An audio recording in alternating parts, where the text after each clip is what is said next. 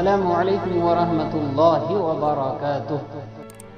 ہم سکون کے لیے دنیا کی رنگینوں میں جتنے چاہے مرضی غوطے لگاتے رہیں مگر ہم سکون سے خالی ہی رہیں گے، کیونکہ اللہ تعالی نے دنیا کی ساری رنگینیاں ہمیں دے کر سکون اپنے پاس رکھ لیا تاکہ ہم دنیا میں ڈوب جائیں، تب بھی سکون کے لیے اسی کی طرف دوڑیں، کیونکہ اللہ قرآن پاک میں کہتا ہے الا بذکر اللہ تطمئن القلوب، بے شک اللہ کے ذکر سے دلوں کو سکون ملتا ہے۔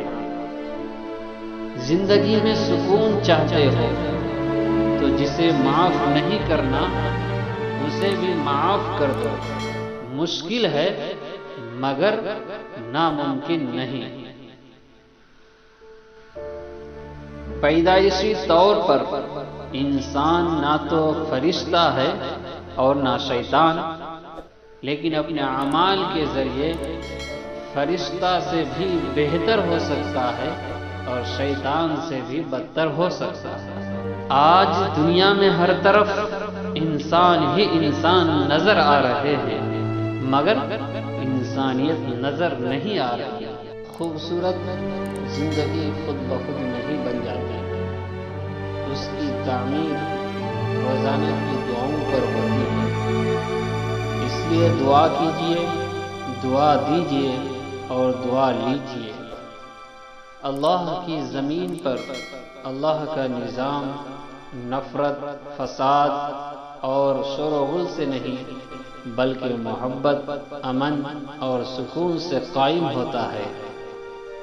زندگی کی خوبصورتی بس اسی میں ہے کہ آپ کی وجہ سے آپ کے ارد گرد لوگوں کے چہرے پر مسکراہٹ پھیلی رہے۔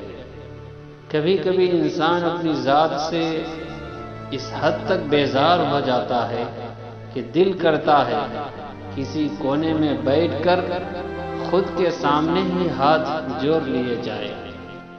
اور پھر یوں بھی تو ہوتا ہے جنہیں ہم پل پل، لمحہ لمحہ پاگلوں جیسے یاد کرتے ہیں، 24 گھنٹوں میں ایک لمحے کو بھی ہمارا خیال تک نہیں آتا۔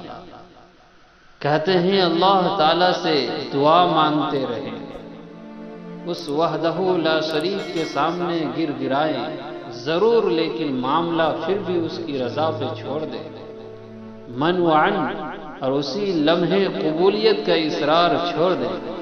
وہ سنتا ضرور ہے لیکن قبولیت کا ایک عمل ہے، اس عمل سے گزر کے ہی دعا قبول ہوتی ہے۔